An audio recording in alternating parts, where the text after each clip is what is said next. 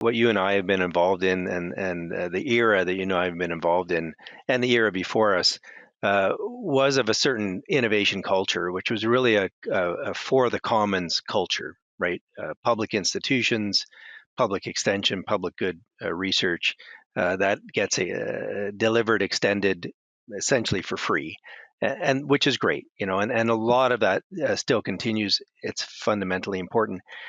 What's where there's a new frontier in agriculture and food is that whole frontier of entrepreneurship. Startup companies, innovation and technologies being created and started through that kind of culture and that kind of vein. And the greatest opportunities I see for agriculture are this and that. I think agriculture, we have to keep all of the public work because it's so important. But when that's married to that culture of entrepreneurship, where there's so much, especially of the new tech being driven and being promoted in that sort of culture and realm, we need to have both of those.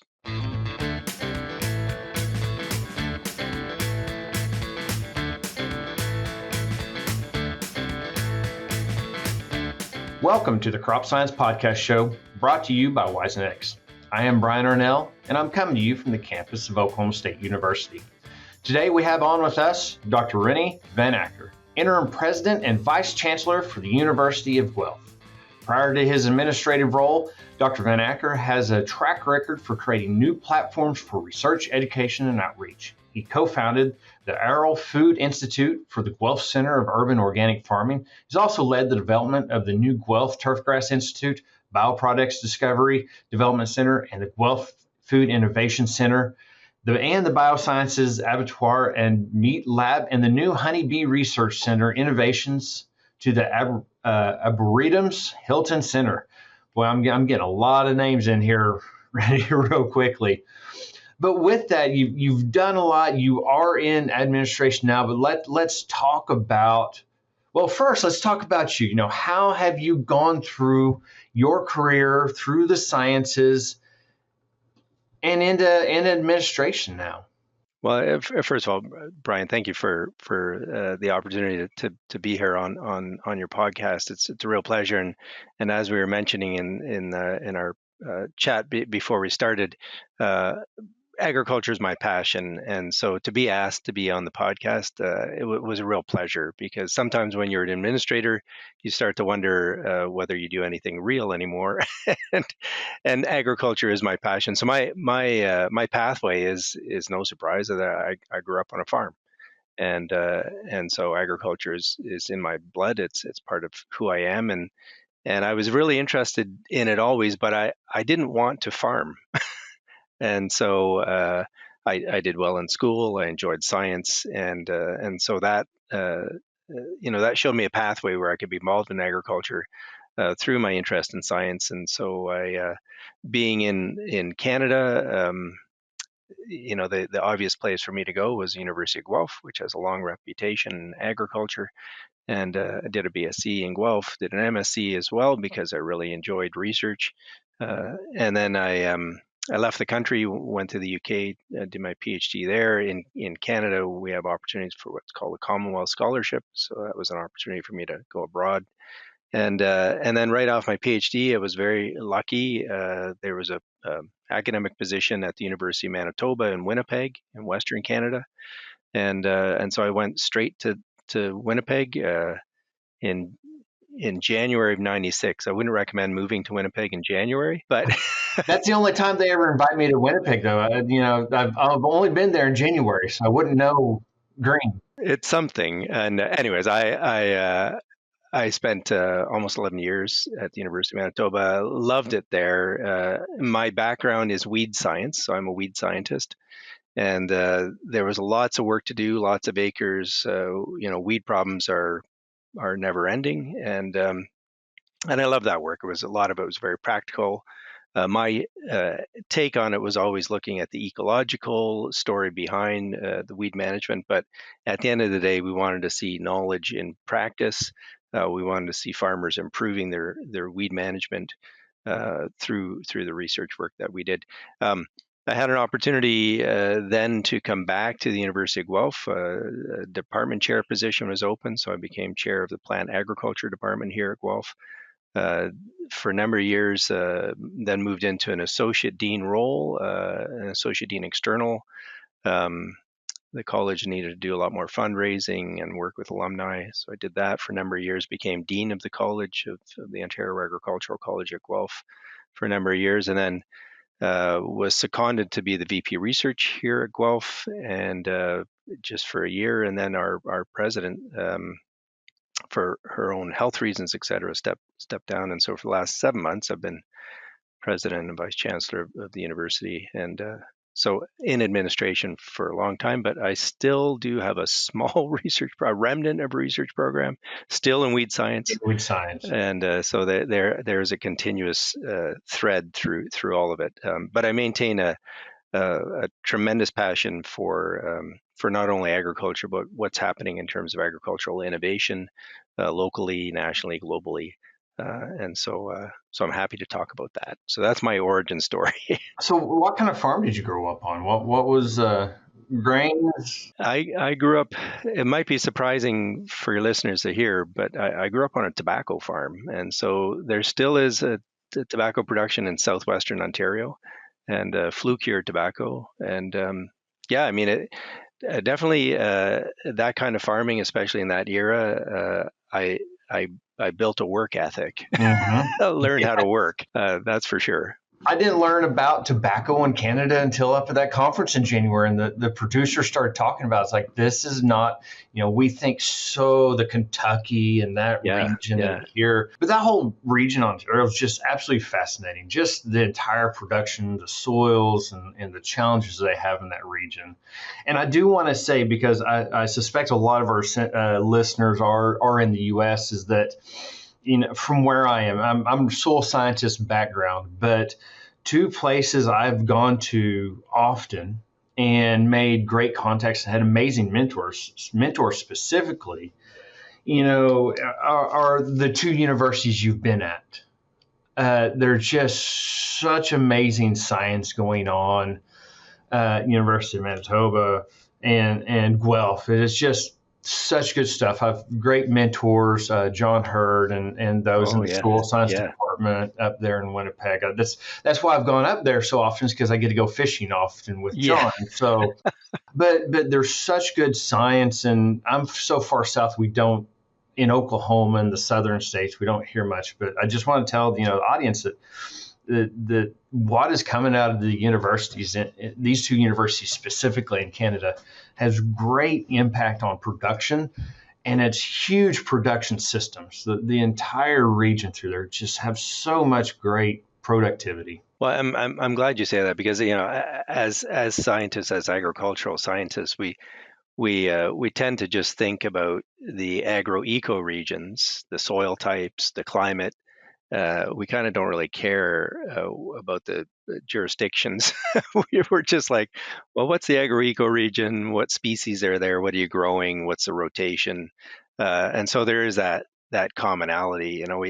We whether we're thinking about sort of Midwest Corn Belt, which bleeds into Southern Ontario, or we're thinking about the Northern Great Plains, which of course bleeds into Western Canada.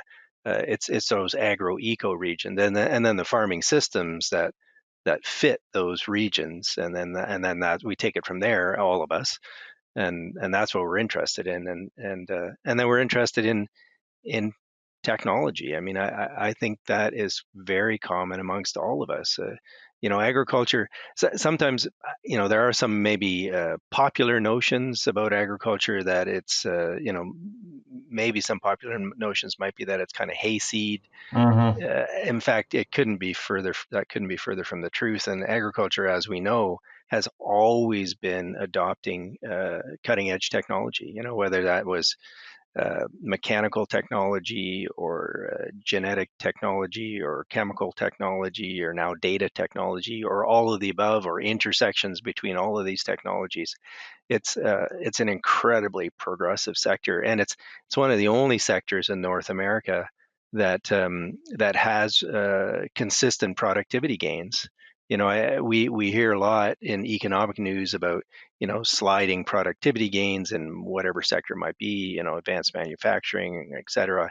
But agriculture, in fact, consistently year on year on year for like well over 100 years has had productivity gains. Mm-hmm. Um, and that doesn't happen by accident.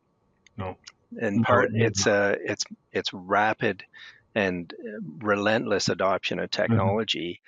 Farmers being hungry for that technology, there being an ecosystem of scientists and extensionists uh, um, testing and promoting and helping the adoption of that technology. So there's a very deliberate system. I think sometimes when we're inside the system, we kind of forget there's this amazing system that we're all part of. It is, and it's universal. All everywhere I've gone across the world, the farmers have the same questions, the same goals, the same drives.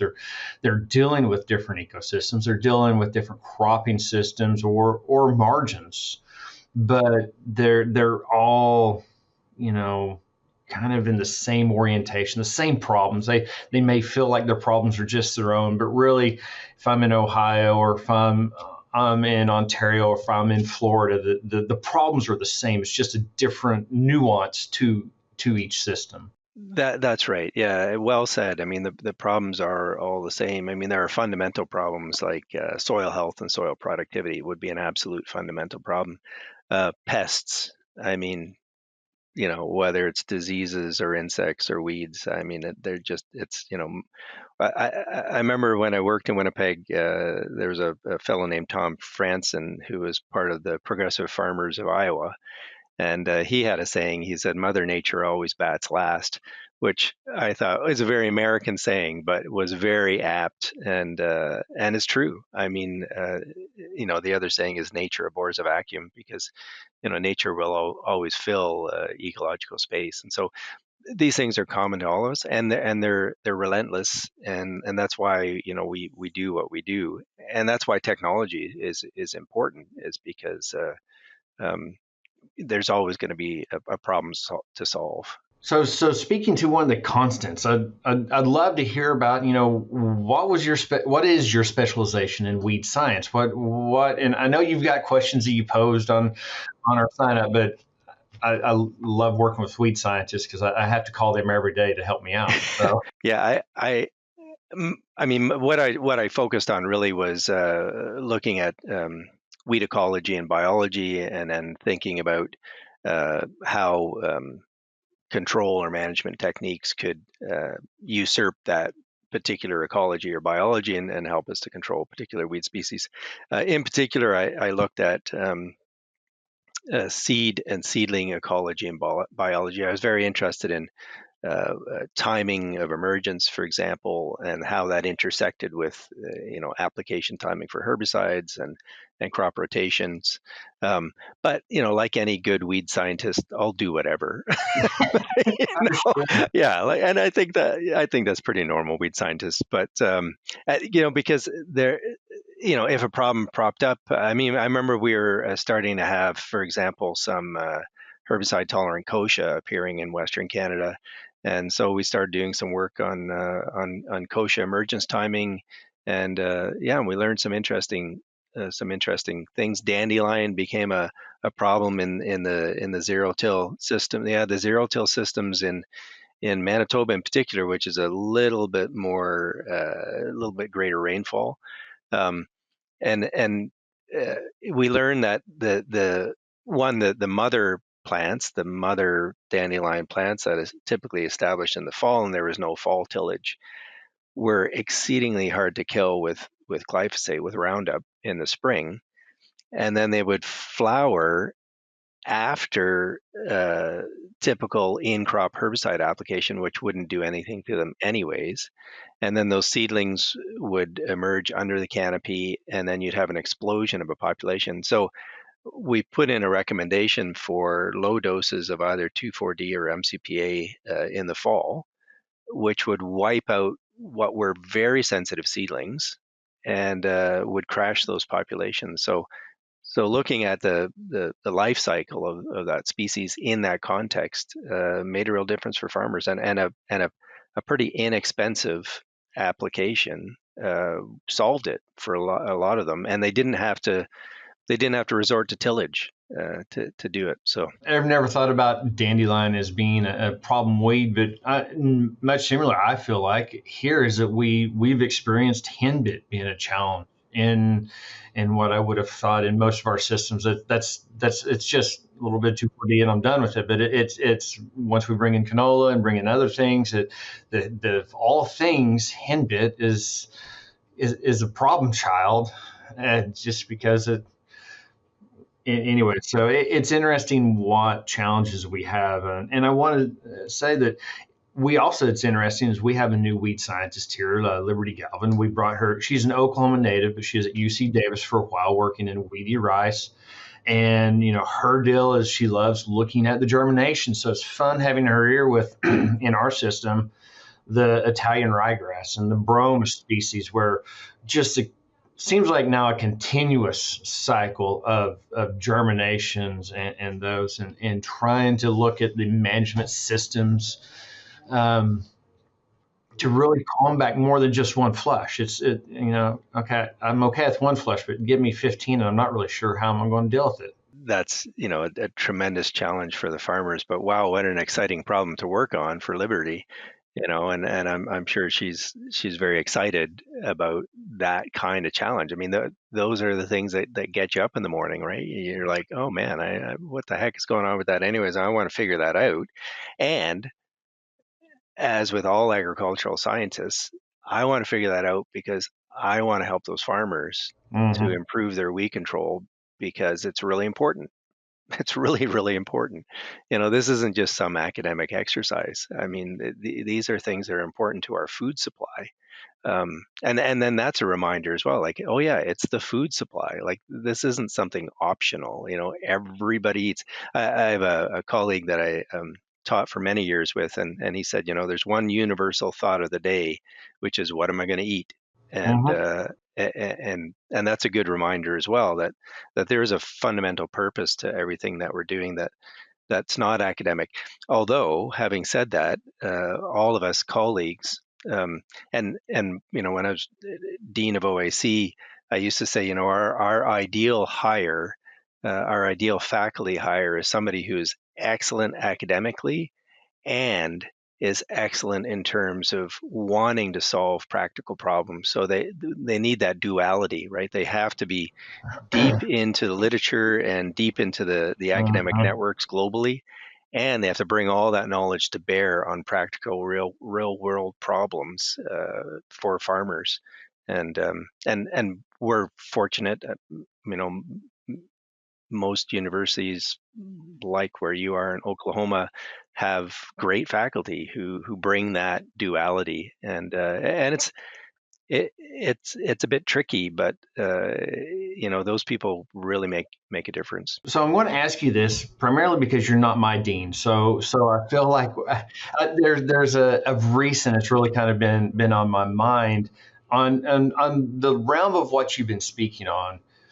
As I look at that new faculty coming on, trying to do new science, there's part of science, part of being progressive, in my opinion, in agriculture and moving forward is taking risks. Taking risk as a scientist, meaning trying things that may have a high probability of not working, but if it works, can have massively good return as far as improvement in ROI.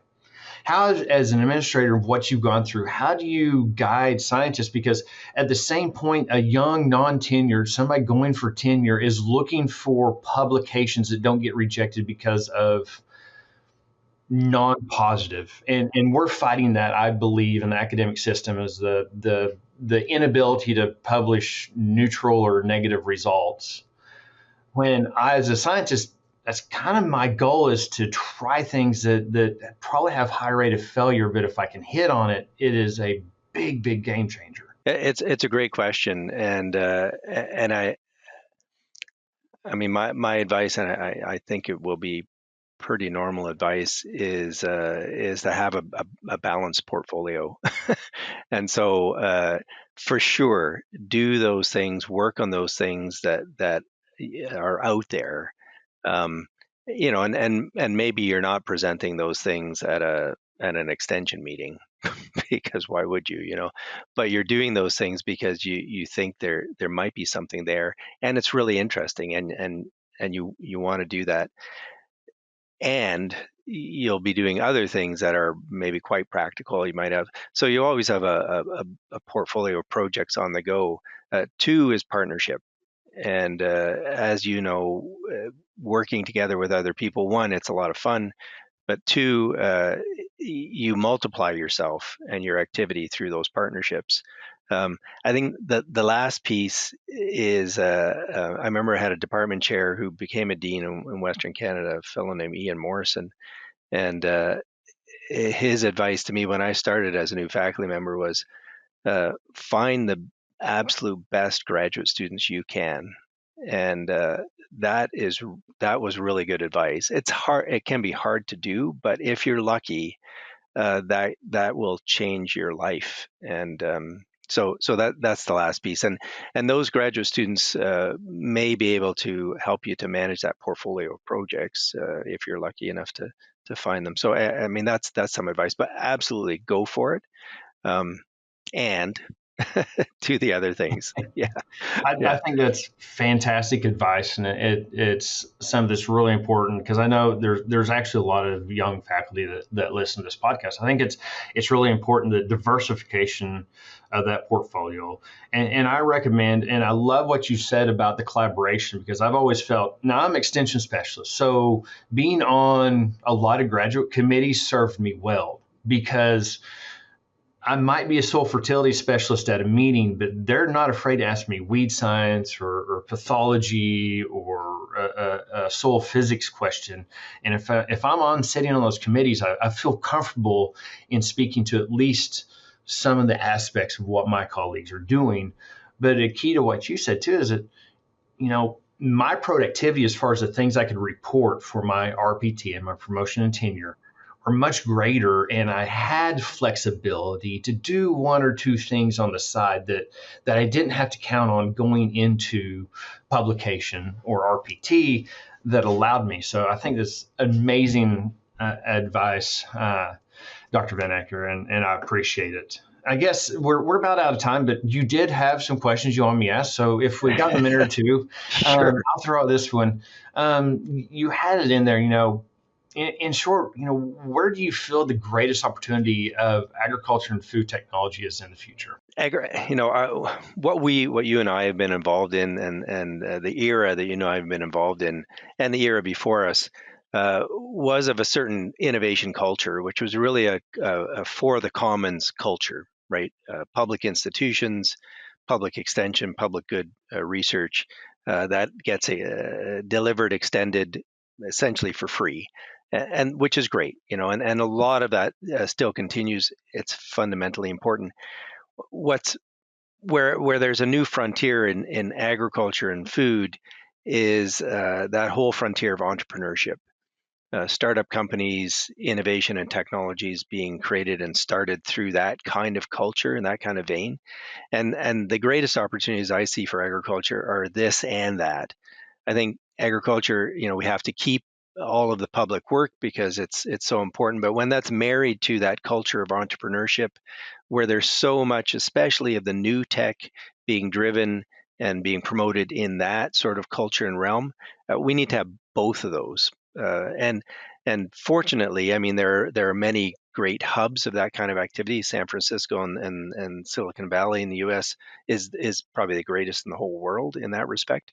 Um, and I'm very excited to see the tech entrepreneurship world get excited about agriculture. That is opportunity. That is tremendous opportunity, and we need it to be married with the ongoing massive public effort because it is our food system after all. So. Where do you see the biggest impediment or pinch points when we start talking about the development and adoption? It's still extension. Mm-hmm. Yeah, I mean, in Canada, for some reason, we stopped using the word extension. In part, in the 90s, provincial governments here divested quite a bit out of extension. and then even stop using the word. And I keep using the word because, I've done it. because it's really important, and it's important for so many reasons. One, it's it's creating awareness in the farming community in particular of what's coming down the pike. Mhm. Uh, Two, it's working through the adoption challenges. So it's one thing to have technology; it's another thing for technology to be adopted. Mhm. And and really, those productivity gains that I talked about before are not only a function of the science and the innovation and the technology that's being created, but it's the adoption of that technology. And it's interesting now here in Canada, we're having a lot of organizations coming back around to that realization that, oh, the missing piece is what we divested ourselves Mhm. of in the Mhm. 90s, and how do we get back there again? So I would say that, to my mind, that's the vital piece. Yeah. Well, I think unfortunately, we're out of time. I've kind of been all over the place. It's just been This was fun. This is a lot the of fun. things that you brought up is just my mind is going off like, oh, this is interesting. So, unfortunately, that's what you get with me as a host sometimes. This is But great. It's time for our famous three. as we wrap up our three questions, we always finish is, what's been a go-to work resource for you? This might be an interesting answer for some, but it's around how to work with people. And I have a book that a perennial that I go to, and it's How to Win Friends and Influence People by Dale Carnegie. And it's an old book. I think first edition was in the 30s, but the principles in that book still ring true and are perennial. And it was a book that I gave to each of my kids when they were got into high school, and they were like, "What?" And now that they're late 20s, early 30s, they're like, "Yeah, this book is very useful." Yeah, so that's a go-to resource for me that I still promote. Outside of your administrative and research roles, what do you do in your free time, if you have any, which is hard to imagine? Yeah, there is some free time. No surprise, family is really important to me. I mean, my wife and I, we have three grandchildren now. I mean, that is just, yeah, there's nothing better, I can tell you. And we're very fortunate. We have a cottage up kind of northern Ontario, and that's someplace that we like to go to in the summer. We'll go there in the winter as well. But it's a place to get away, and where our kids come, and now our grandchildren, and so that's, we do kayaking and a little bit of fishing maybe, and yeah. Anyways, that's something important to us. And finally, where do people go to find out more about your work or the University of Guelph? Yeah, because I'm an administrator, the reality of me features less and less. And so, I mean, people can still find me on Google Scholar. I'm still involved in some publications, and it all appears there. I would say initiatives that are agriculture related here at the University of Guelph, including, for example, the Aero Food Institute, which is something I'm very passionate about, is a reflection of some of the things that I still promote and work towards. Recently, the Aero Food Institute, we were able to get some federal money to stand up Canada's first ever national agri-food innovation network. And we've pulled together 13 different universities, a bunch of colleges, a bunch of NGOs, and we're working on common activities around supporting entrepreneurship, specifically in agriculture and food in Canada. So that's something we're very proud of. Well, everyone, that wraps up another episode of the Crop Science Podcast Show presented by Wisenetics. Thanks for joining us today with our guest, Dr. Rene Van Acker, Interim President and Vice-Chancellor at the University of Guelph. If you enjoyed what you heard, subscribe to the channel so you get updates and notifications every time a new podcast drops. Of course, share this video if you learned something today with your friends and peers, and leave us comments if you have any questions for guests, suggestions of new guests. Right. Thank you so much. This has been, like I said, I kind of took a lot of trails, but it was a lot of fun just having a conversation. This was really, really enjoyable. I mean, I watched one or two on YouTube, and so I got a sense of how congenial you are, and how easygoing. I knew this would be an easygoing conversation, but I feel like I'm just sitting in a coffee shop somewhere, so it's great. Yeah, you do a great job. Well, thank you. At least they tell me that was the goal. So that's how I take this and not that. So, well, thank you very much, and you have a wonderful day. Thank you so much.